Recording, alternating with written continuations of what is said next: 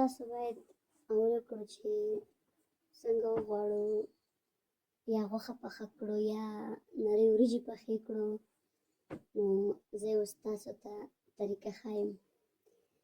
نو کله چې موږ تاسو وغواړو چې چرګ پوخ کړو، نو هغه له باید اول موږ تاسو باید غوښه راواخلو، چرګوړی پاک کړو، معده یې کړو، ومینځو، هلته یې کېږدو. هغه نه بعد بیا موږ تاسو کولی شو چې چرګ راواخلو، لږ داسې غټې پتیلې کې شانتې غوړي ورته واچوو او چرګ پکې رسور کړو. هغه نه بعد بیا موږ تاسو کولی شو چې وغواړو څنګه وکړو. هغه نه بعد بیا موږ تاسو کولی شو چې چرګ ته منتظر شو چې ښه سور شي. هغه نه بعد یې راواخلو، جال کاشوغې باندې په ارام ارامې کاسې کې واچوو، هغه هلته کېږدو.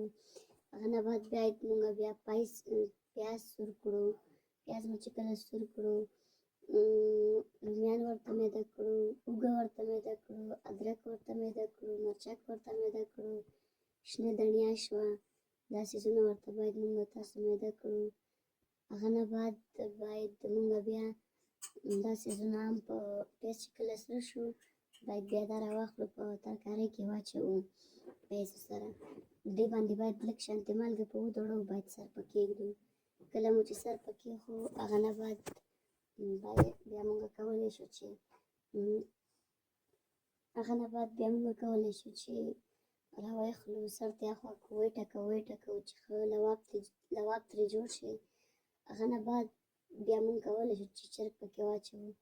کله مو چې چرګ پکې واچوو، هغه نه بعد بیا لږ سر په ږدو چې لږ تف شانتې شي. هغه چې کله تف شانتې شو، سر ته بیا اخوا کوو، بیا له کاشوغه پکې دا شانتې وهو.